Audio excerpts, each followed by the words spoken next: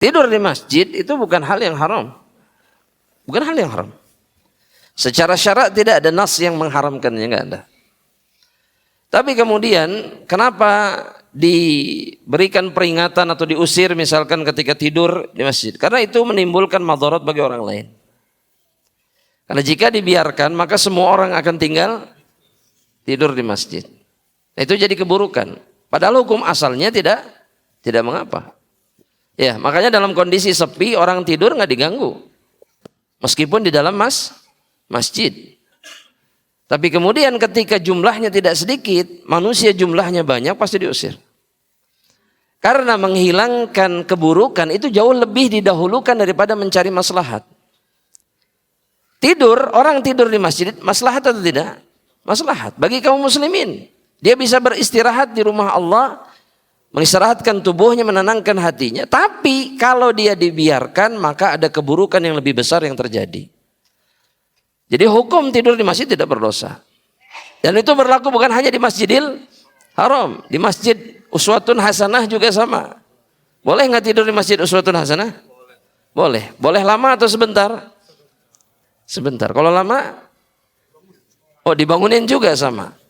Tapi hukum asalnya jais. Dan tidur di masjid itu paling nikmat. Apalagi pas kajian kata Syekh.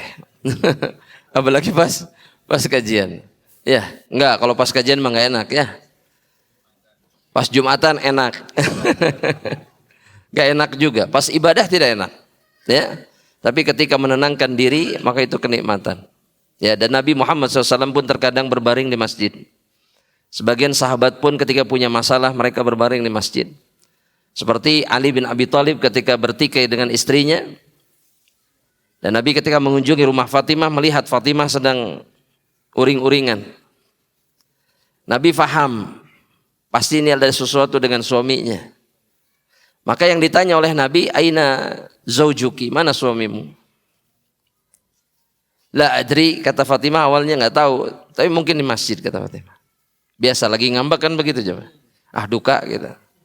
Dicari oleh Nabi, Ali bin Abi Thalib sedang tidur di Masjid Nabawi.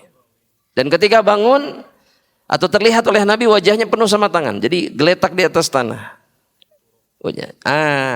Dipanggillah kemudian oleh Nabi dengan kunyah Abu Turab. Qum ya Abu Turab.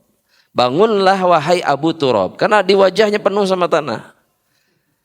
Ya, Turab itu artinya apa? Tanah.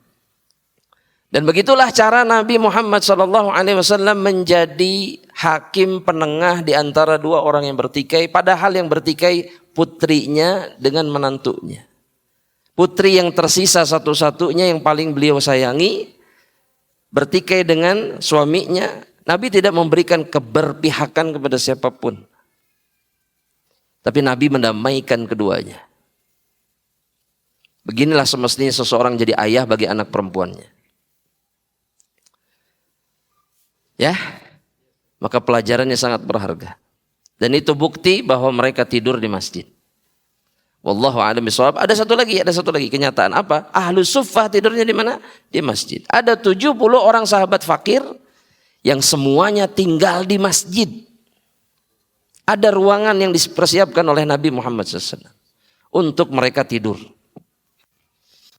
Jadi sebetulnya masjid ini tempat yang dipersiapkan oleh Allah untuk kaum muslimin.